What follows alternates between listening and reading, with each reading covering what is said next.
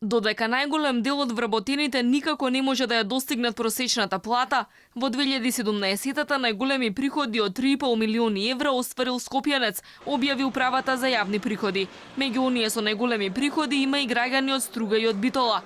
Највисоката годишна плата во 2017-та изнесувала 2,7 милиони евра и е исплатена во здравствениот сектор. Тоа значи дека ова лице добивало плата од 225.000 евра секој месец. Кај 24.524 граѓани, УЈП утврдила бруто приходи над 1 милион денари, додека најголемиот број на граѓани, поточно 438.004, оствариле бруто приходи кои се движат од 100.000 до 1 милион денари. И во 2017 година здравството, фармацијата и информатичките технологии остануваат сектори каде што се исплаќаат највисоки плати.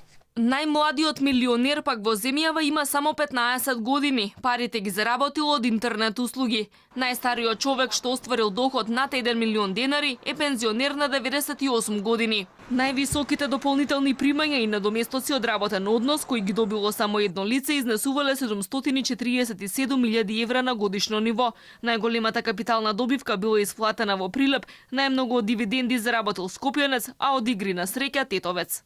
Во највисоко рангираните приходи по основ на повремено или привремено вршење на услуги доминираат граѓани од Велес, од кои прворангираниот во 2017 година заработил 88.386.695 денари.